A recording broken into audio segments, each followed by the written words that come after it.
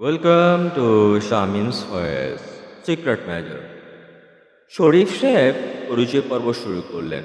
শরীফ সাহেব, আমি Sharif, lieutenant colonel, NSI, under cover. Dipta ভ্রু কুচকে বলল, তো আমার কাছে কি চাই? কোন ধান্দে এসছেন সেটা বলেন। শরীফ সাহেব, দেখেন দীপ্ত সাহেব, যদি কোনো ধান্দা বা অপরাধের কারণে আপনাকে আটকাতাম, তাহলে আমি এবং আপনি কারাগারের রিমান্ডের রুমে থাকতাম, একসাথে বসে চা খেতাম না। দীপ্ত, ভাই আপনি কি বলতে চান সেটা বলেন, আমার অনেক কাজ আছে। শরীফ সাহেব, দীপ্ত, আপনার নাম এখন প্রশাসনিক সকল স্তরে কাঁপিয়ে বেড়াচ্ছে। কেন জানেন? দীপ্ত, কেন?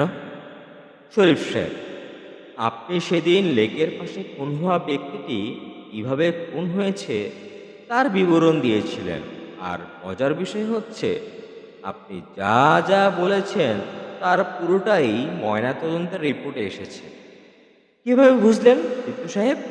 দীপ্ত, দেখুন, আমি প্রচুর মুভি দেখি, বিশেষ করে থ্রিলার মুভি।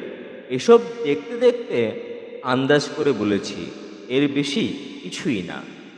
শরীফ সাহেব, আমার কাছে আপনার জন্য একটি অফার আছে। অফারটা কি নেবেন? দীপ্ত, কি অফার শুনি।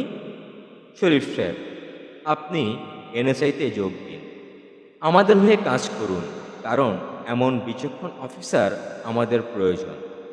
দীপ্ত চুপচাপ বসে রইল, কি যেন ভাবছে।